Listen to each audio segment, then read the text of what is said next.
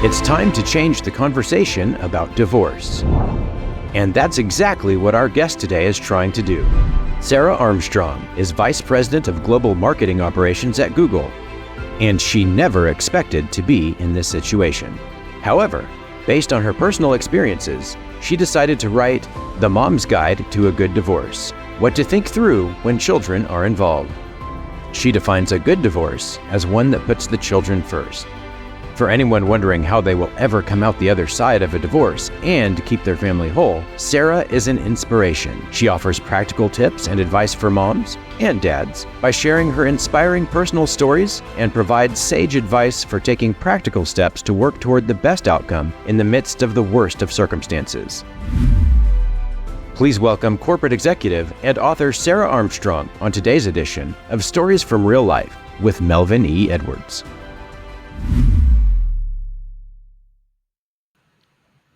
Thank you, John. Sarah Armstrong, welcome to the show. Great to be with you, Melvin. Thanks for having me. Thank you for being here. So before we begin with this topic, I think it's important for me to establish with my audience that even though I am divorced and remarried, I'm not an advocate for divorce. And both my guests and I want people who get married to remain married happily ever after. However, and unfortunately, things don't always work out that way. And this show is about making the best when the worst happens to you. Yeah, absolutely, Melvin. And I want to kind of echo that because I'm also not an advocate for divorce. In an ideal world, couples that get married do, stay happily married for the long term, right? And unfortunately, though, that's not always the case. And these days, it's more common than ever. And so one of the things that I like to reflect on is, no one gets married to get divorced, right? No one gets divorced for positive reasons. Unfortunately, there's usually some type of trigger that has made you decide to go down that path. But when children are involved, children do not get to make the decision that their parents are going to get divorced. But their lives are the most significantly impacted by the decision. And so the reason I feel so passionate about the concept of having a good divorce is when you do go down that path, I think there's a way to do it so that your children aren't collateral damage in the process. That's a good place to start. So your book is called The Mom's Guide to a Good Divorce. Is there really such a thing as a good divorce? I do believe there is. And I think I get that question often. And, I first think there's not enough conversation around the topic of how to have a good divorce. And I think society has such a negative connotation about the bitter divorces that we generally have seen, that the concept of a good divorce seems like such an unattainable outcome, but I do think it's attainable. And, one of the reasons I feel that way is, a good divorce at the end of the day is when a couple puts aside their personal feelings for one another and they actually focus on what's best for their children. And I'd like to believe that in most of the instances, now sometimes, Melvin, what we'll talk about today, sometimes there are reasons that people cannot interact with each other and and due to physical abuse and other things. And in that instance, I understand that that's a subset that may not be able to follow all that we're talking about today and apply some of the topics or the guidance. But, when a couple goes through divorce and children involved, the stakes are high. And, we owe it to our children to ensure that they're not that collateral damage. And even though we've decided to no longer be married to each other, and not live in the same house, we made a commitment when we brought our children into the world to raise them in the healthiest, happiest, safest environment possible. And I joke that, you cover the plugs and you put bike helmets on them, and you feed them organic milk. You do all these things because you want them to be these healthy kids. But then from a divorce, in a divorce situation, there's toxicity that can come from a divorce process. And that can have long-term impact on children's approach to relationships, their views on marriage, and their overall happiness in life. And I think it takes a couple taking co-parenting seriously with the intent of having a good divorce. And so that's really, so to answer your question, it's a long-winded way of answering it, but I do think a good divorce is something that's an attainable outcome, but it takes very specific mindsets and actions to actually achieve that. Okay. So your book is specifically written for women, for moms. What advice or suggestions would you have for men in a divorce situation? Well, I actually, the divorce, you're right. My book is called The Mom's Guide to a Good Divorce, and it is focused on moms because I wrote it as if I was talking to my girlfriends that are going through divorce. But a lot of the guidance and the majority of the guidance could be applicable to men. And I think that the advice I give for both men or women going through divorce is it starts with your mindset. And I think the one thing we can all control is our mindset. We can't control someone else's mindset. We can control our mindset.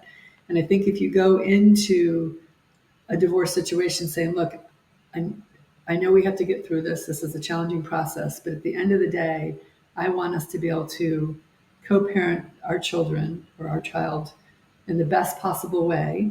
That alone, that statement can set you on a course of heading in the right direction versus the statement of, well, I'm wanting to take that person down or, have the negative mindset that you can go into this. I mean, again, it's not an easy thing to divide up life and all that comes with it.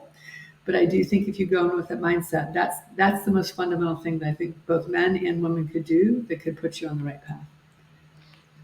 Okay. So what advice would you have for people who aren't themselves going through a divorce, but have a close friend or relative who is? Yeah, no, it's a great question. I think one of the things is the support that people need when they're going through divorce is wide ranging. Sometimes they just need someone to listen. Sometimes they need someone to maybe call out if they're seeing that negativity and say, hey, let's think about your kid, like almost help them guide them back on the path of getting to a more positive mindset of what they need to do. And so, it is a matter of being there for your friends or your family members that might be going through this. And I actually have had a lot of friends that have read my book with that intent. Like, I'm not going through divorce and I'm very happily married, but I want to be able to support my friends through this. And I want to understand what are all the things that are coming at them as they, go through this process. And so it's interesting that you can look at it from that lens as well. Okay. So what's an important lesson that you learned during your personal divorce process? Yeah, I mean, so many. One of the so many, but I think one of the moments for me that was so poignant. First, I should explain. My daughter was 7 when we got divorced, and she actually. There's one moment I want to share with you because it frames why I believe in the concept of good divorce. She and I were at a CVS checking out at a year after our divorce, and there was a People magazine on the cover, and it had a celebrity couple getting divorced. And she looks and she goes, "Mommy, is that a good divorce or a bad divorce?" And I said, "Grace, I don't know. What's the difference between a good divorce and a bad divorce?" She goes, "Well, good divorce is when the mommy and daddy are nice to each other like you and daddy, and a bad divorce is when they scream and yell at each other." Mm. And I thought, Out, wow. out I of the said, mouths of well, babes. exactly, Melvin, literally. And I thought, wow. And so I said, Grace, well, it's hard to tell from the magazine cover what kind of divorce it is. But as I walked into that CVS that day, Melvin, I thought, whatever my ex-husband and I were doing, the fact that our daughter at age 8, a year after we had literally changed her life so significantly, could say that we had a good divorce, I knew that we were on to something. So that was my first big, major learning. The second one that was a really poignant moment was we had decided prior to telling Grace that we were going to have her see a child specialist, like a therapist, once we told her. And we went to meet with him. My ex-husband and I went to meet with him before we told Grace, and he looked at me and he said, do you travel?"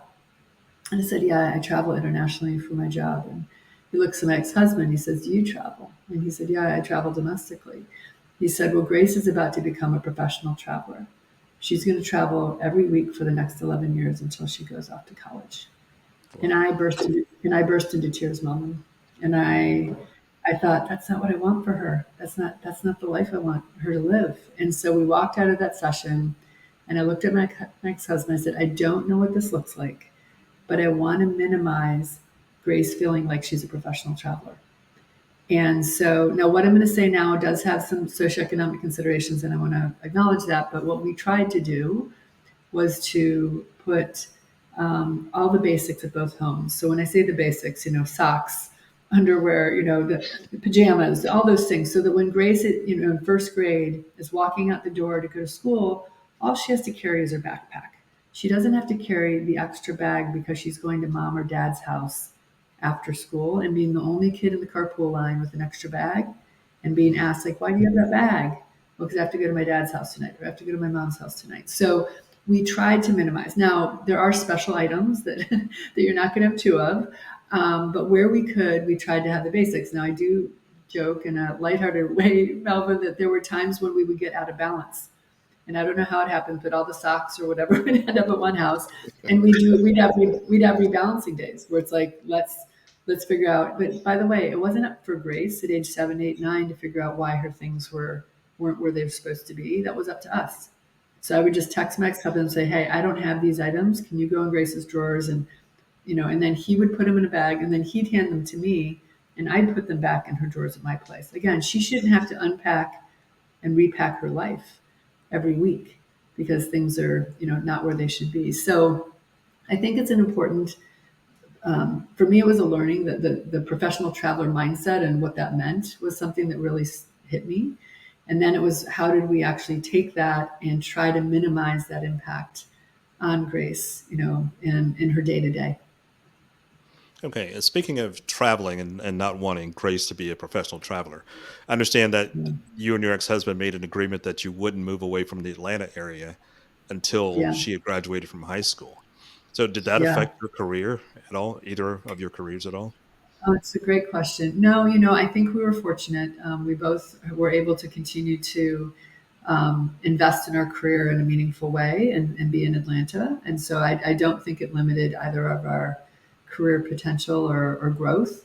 But it was a conscious decision we made to stay in Atlanta until she graduated. And then, in fairness, we both have since Grace graduated. She's now 21, which is crazy. We're off. She's in college, but when she headed off to college, we both sold our respective homes and left Atlanta. But we did stay there, and it was a very conscious decision to stay there to co-parent her in the same community and be able to be there, as her parents in those moments, And I think that was important to us. And some families don't have that ability to do that because a parent has to move for a job and they may have to have further distance between them. But for us, that was something we really tried to do, and we did make that commitment to stay in the same city. And we were within 10 minutes of each other, so it made it easy for drop offs and speaking of those like special items, one day Grace came down and she goes, Mom, it's dress up day at school. And then my dress up shoes are at Dad's house. And I said, well, and of course we're dressed up. I'm cutting it very thin, Melvin, to get out the door on time. I said, well, let's go to Dad's house and get your dress up shoes. So that allowed us to, in those moments, to be able to go back and forth as needed. So that was, again, conscious decision that we made within our situation. Yeah, I can understand that situation perfectly because I faced something similar. I'm in Texas now, which is my home state. But at the time I got divorced, I was living in Maryland, and we moved to Maryland because that's where my ex-wife wanted to live, and I didn't necessarily want to be there. So, but when we started the process of getting divorced, our youngest was 3 years old, and I made the decision that I would stay there until she Yeah. graduated from high school. So I ended up being Okay. there and another 15 years. That's Yeah. that's that's a sacrifice, but it was worth it because it was for her. It was for my child. Absolutely. Absolutely. And to be there, Melvin, and to be able to go to the school play or the soccer game or basketball game, to be there and actively part of your child's life, I think is so important. And you're right.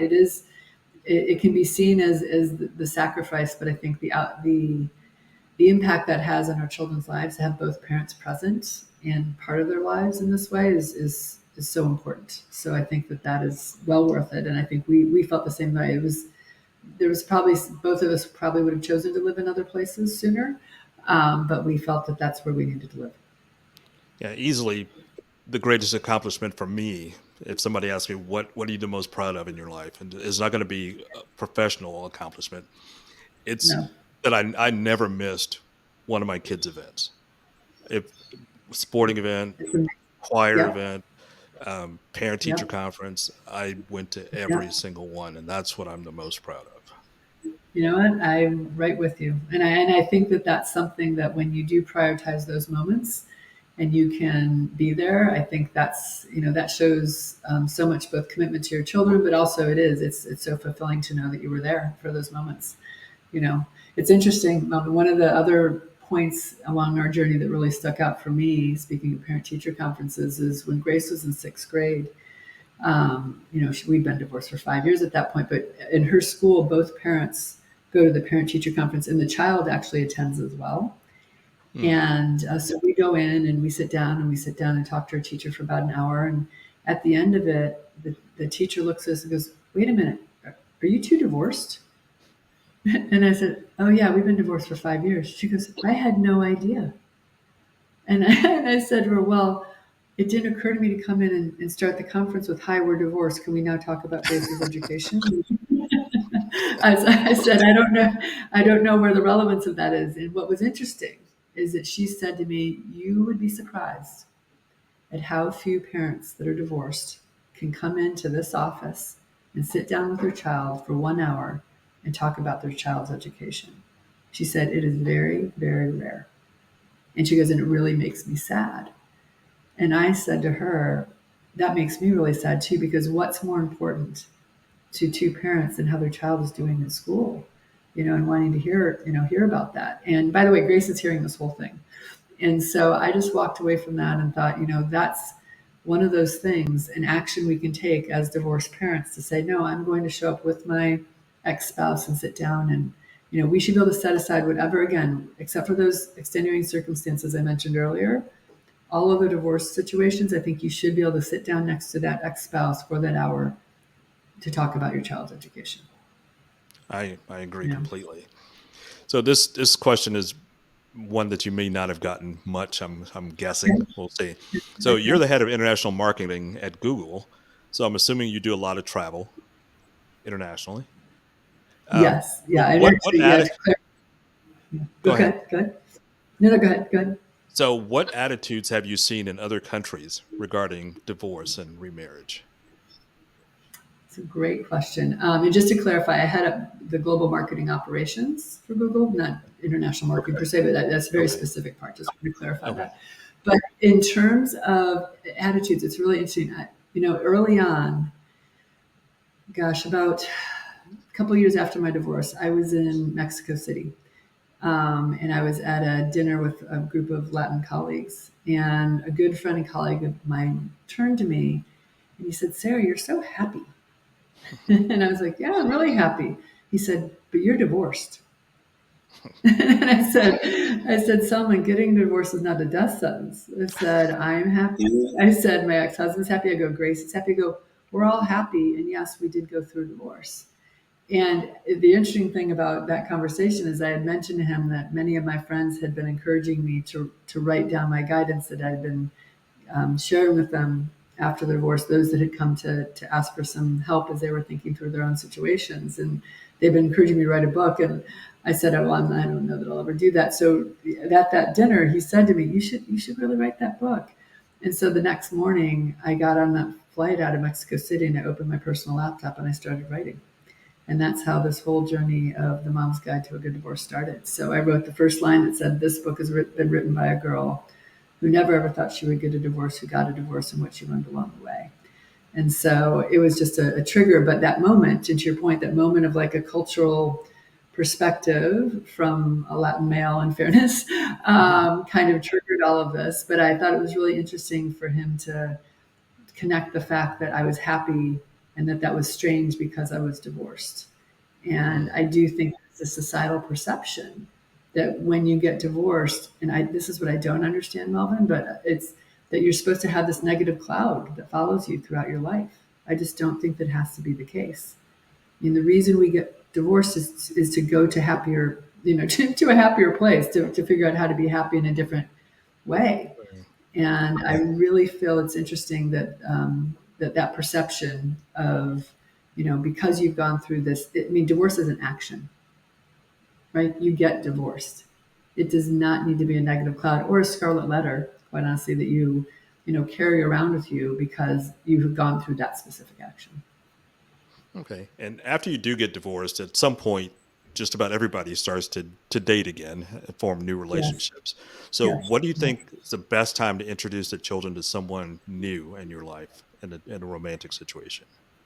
Yeah, it's a great question. I think that's it really depends on the situation. It depends on the age of your children. It depends on how you see that relationship being a part of your day to day life. But I do think my only advice that I generally give is to just really be thoughtful about when and how you do that, and ensure that it's enough of a serious relationship that that person is going to be around versus having lots of people come in and out of your children's lives post divorce, because I think that can be confusing, especially depending on the age of the child.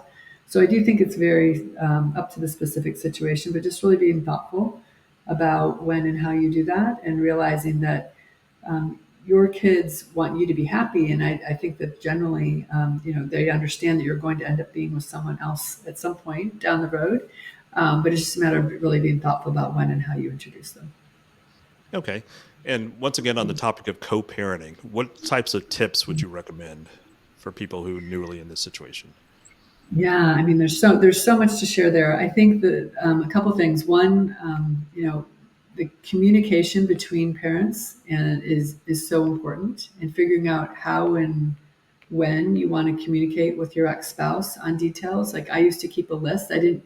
I mean, again, the beauty of email and texting these days is you can be in constant communication if you want to be, or you can put together a list and then in a moment say, okay, I'm going to run through these things with you. And so I think, again, it depends on what your relationship is with your ex-spouse in terms of which approach you want to take from a communication standpoint. I think the other thing, and I mentioned earlier about showing up for your children as their parents in those moments. And, you talked in an amazing way about being at all of your kids' events. I mean, I think that as parents, like if you show up at an event for your child, if you can at least, ideally you're standing near each other or sitting near each other, because the kids that, have a wonderful moment, say they, you know, score a goal or whatever, if they have to look at one side of the field and then the other side of the field, because God forbid their parents stand on the same side of the field with each other, like that just is a reinforcing moment for the child versus being able to look to one side and ideally to one area and see mom and dad smiling and clapping for them. And so those are these moments as parents, if we could just take out the feelings we have for the other person and just insert what's the impact on our kids right now and our children in these moments. I think that's one of the most important things from almost a co-parenting principle. And then the other thing is, as much as you can try to stay on the same page with the other co-parent, and again, sometimes you're obviously going to have differences of opinion, but on the important topics and when you're trying to work through topics together, comparing notes and hopefully having a unified view of certain things can help. Sometimes that's easier said than done, but I think that can help as well. So, there's a range of things that we can do, but I do think that showing up for your kids, and being there, communicating clearly. And then I will say I talk about taking the high road in my book. And, sometimes it can be tough to take the high road. The high road's very steep. But I think in co-parenting moments when you're thinking you want to, make a comment or, not do something because it feels like you're giving that person, a point on their, side of the scorecard. If you're keeping score, it's like, try to get rid of that mindset and just say, what's best for my kids, and then take the high road and just go that route. I've never regretted taking the high road, and I think it's just one of those things to think about. And along those same lines, one of the least talked about parts of a divorce is managing life events years after the divorce has been finalized, including dealing with former in-laws. So how would you Yes. manage things like graduations, weddings, births, things like that? I know some of those situations you haven't yet faced. Yes, yeah. Well, yeah, I haven't faced the births and the weddings yet, but we've done graduations and birthdays and all those things. So, my belief again is that your child deserves to have whoever is in their life from a family standpoint there to celebrate those special moments. And so, my ex-husband and my parents and I celebrated her graduation. Sadly, his parents had passed and weren't able to be there. But I think that that's part of, again, setting aside feelings for each other and, and being there in the moment. And so I do think that as much as you can do that, it allows the full family to celebrate your child in the way that they deserve to be celebrated. And it can be, again, there can be feelings during those times, but I really think compartmentalizing those feelings a bit, if you can, and really focusing on the special moment for your child is going to be the most important thing. And I do talk about in the book building a compartmentalization muscle, which, Melvin, I think many of us could use in lots of aspects of our life. But I think specifically in going through divorce and in the post-divorce era. And I joke that I do Pilates, so they talk about a strong core muscle, but this is about, when you have emotions for that ex-spouse, do you need them to come out and be shown in that moment when maybe your buttons are being pushed? Or do you say, you know what, I'm not going to react right now. I'm just going to let that pass. I'm going to get through this moment. And I think the more we can do that, the more it allows, again, our children to not be dragged into all of those moments that pull us back into the fact that, yes, we're divorced, these things happened. And so, and by the way, I'm not saying to suppress those emotions completely. I'm just saying to maybe not react in that moment. And, later on, talk to your friends or a family member or a therapist or go for a long walk and to talk to yourself, whatever the case may be. But I think it is important to set aside the ability to react in that moment, because your children can't necessarily handle all the emotions that you may want to express, because they, depending on the age and also their understanding of the situation, they're going to take that on, and it's stuff that they probably shouldn't have to take on. Okay. So one of the things you talked about in your book was the symbolism of jewelry. Can you tell the audience what you did with your old engagement ring? Yeah. So when I was getting a divorce, I decided that I had a beautiful ring that had been my engagement ring. And I thought, well, it still is a special piece, but I think I want to repurpose it. So I actually had it made into a necklace, and I still wear it to this day. And I'd like to pass it on to Grace, but from a different form that she'll have down the road. And I thought that that was important. And then I also decided to, in taking off both rings, that you do, which is obviously symbolic of no longer being married. I designed a ring that I wore on my other ring finger, my right hand, that was just almost a gift to myself of starting a new phase of life. And so those are the two things that I kind of did as part of my divorce journey. And it's funny, I get many compliments on my necklace when I'm out and about. And I always say it's my engagement ring that I repurposed as a necklace post divorce. And people are like, that's a great idea. So, anyways, I found it, it's still special. And honestly, I mean, I think I was meant to marry my ex-husband, to have Grace, and to live the life we did for a point. And then it wasn't meant to be for the long term, and that's okay. We're all happy in our next phases of life. Okay. So the next thing I want to talk about is for somebody who's about to go through the situation. So what are some things they should be aware of the first year of the divorce? And one thing I want to add before you start answering the question is, one of the things I realize and notice is divorce in a lot of ways is like death. And it's the death of a situation, death of a dream. And you go through the cycles, you go through first birthdays and Christmas and all those things. What would you say to somebody who's about to go through that situation? Yeah, no, it's a great point. So I do talk in the book about preparing for your firsts, and exactly what you said. You're going to go through all those first moments. And when you go through them, I think the important thing to think about is, are there traditions that you want to try to continue, in a different structure, in a different way? And if you go through that and you try it and it works out well, great. But if you go through it and you're like, you know what, that did not feel good, I did not enjoy that, my kids didn't enjoy it, then don't do it the second year.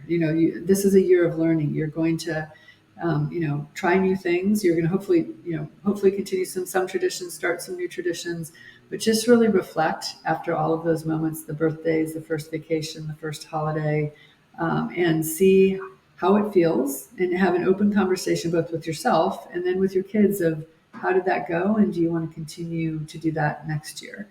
And I do say that for that first year you're recovering from a divorce hangover, while still driving carpool every morning. You're still having to live your day to day, but you're still trying to get through.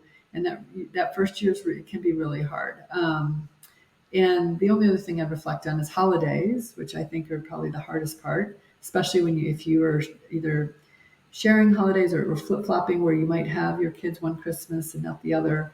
I found that holidays were the hardest part, and even over the years, that was the one thing I could never really get used to is the holidays I didn't have Grace with me. And so for those holidays, I decided to change the structure of what Christmas or Thanksgiving looked like. And for the holidays I didn't have her, instead of spending them with my family and my nieces and nephews without Grace there, I decided to travel and to just kind of change the tradition for me in those moments because I felt like it was an important thing to do. And that, again, was just how I handled it. But I think it's just a matter of being really reflective of how that year first goes and then deciding how you want to approach the next one. Okay. And so how do you prioritize self-care, which sounds like is how you handled the holidays? Yeah, no, I think self care is so important. And by the way, as parents, I mean, we are trying to juggle a lot. And one of the things that I think is important is to really think about what is it you need to be healthy and happy for yourself, and whether it's getting a workout in or getting a weekly massage or getting the right amount of sleep or traveling, whatever it is that fills your soul and your energy to keep on with the juggling act of being a parent and all that comes with that. I think that's really important. And so, I personally am very committed to the wellness side of my life and making sure that I eat well, work out, getting enough sleep is my biggest challenge because I like to pack a lot into the day. But in general, I think it is very important especially during a divorce, to really think about what you need to stay healthy because it is a very intense time in life. It's a very emotional time in life. And so your physical, mental, and emotional health at that time is something that can sometimes be set aside because you're worrying about everything else, but you really need to try to invest in that as well because you need that strength for the long term. Well, as a man, one of the things I found and was really discouraged by at the time of my divorce, which was about 20 years ago, was how heavily Mm, weighted the system was for the moms in the custody situations. So, mhm. assuming both parents are safe and have safe environments, do you think the custody should always be 50-50? Is there some type of work combination that works for the kids? Yeah, no, it's a great question. I mean, we had 50-50, so we had joint custody in our situation, and I think it worked really well and it worked for us. I think in an ideal world, yes, 50-50 would be great. There are some instances though where one parent or the other may not be able to manage the 50-50 in a way, whether they travel a lot or whatever the case may be, and it may be harder. But I think where it can be, I think that is could be seen as an ideal, and we did it, and I think it really worked well for us. But it kind of goes a bit back to the situational, what the dynamics of both parents are and the availability of really being present. Because if a parent wants 50-50, but then is traveling a ton and the child ends up being by themselves or with a nanny or something versus being with the other parent, I also don't know that that's, ideal.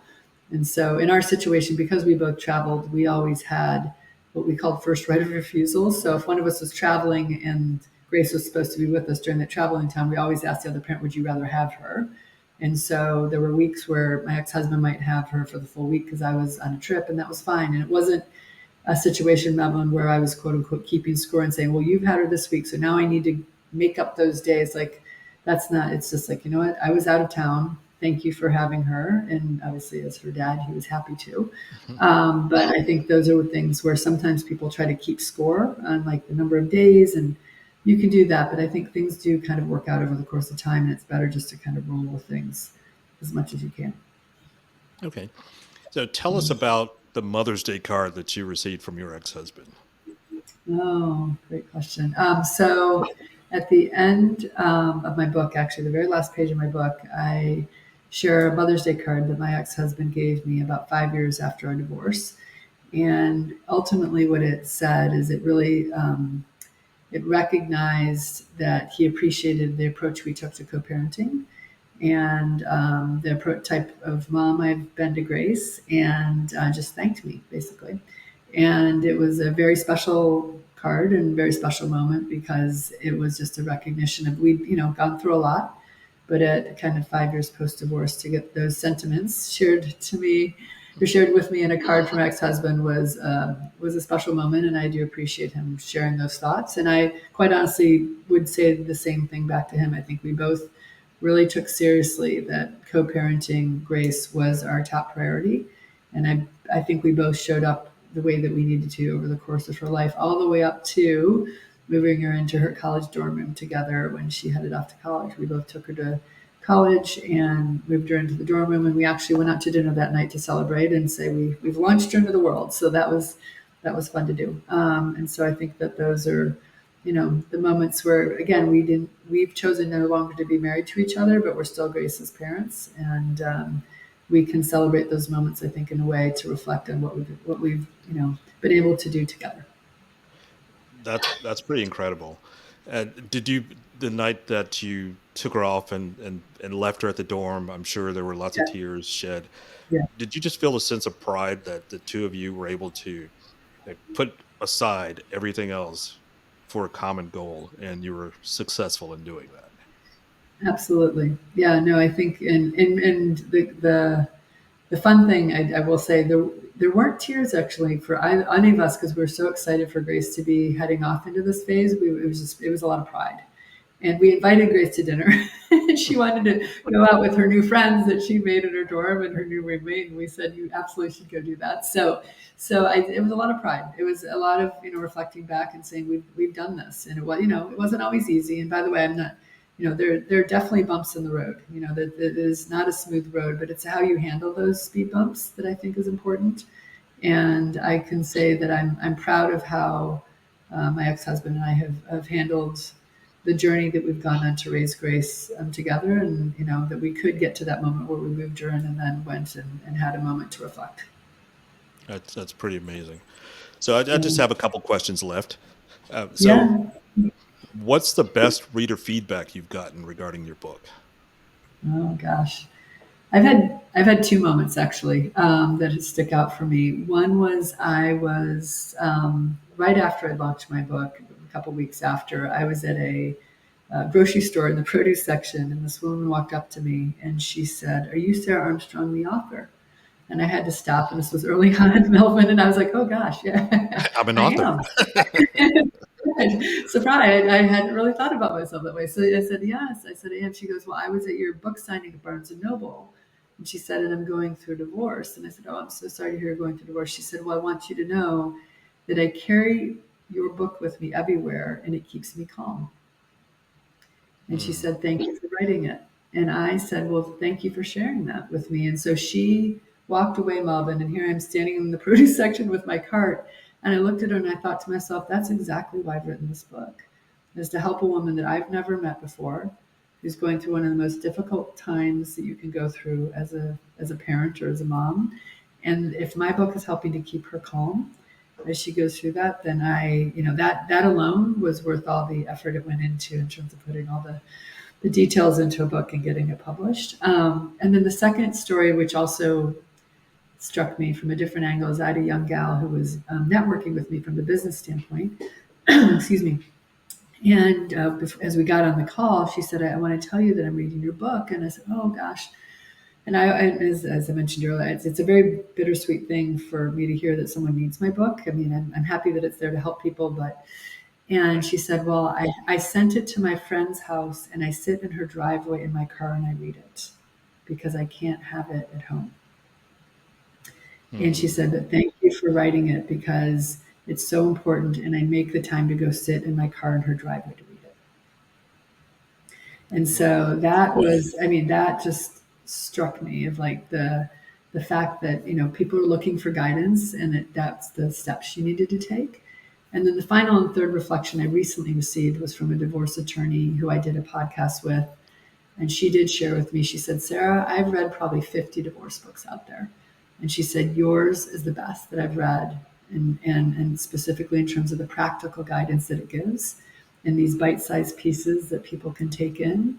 And she said, "I'm just hoping that every couple that's going through a divorce could read your book because I really think it would help them as they're going down this path." So that was just a recent bit of feedback that really I appreciated, because I do think my book is really just, I do this to give back, Melvin. I have a career that's not related to writing books and the topic of divorce, but I really do this just to give back and help men and women that are going through this in a way that hopefully helps them understand how a good divorce can be possible.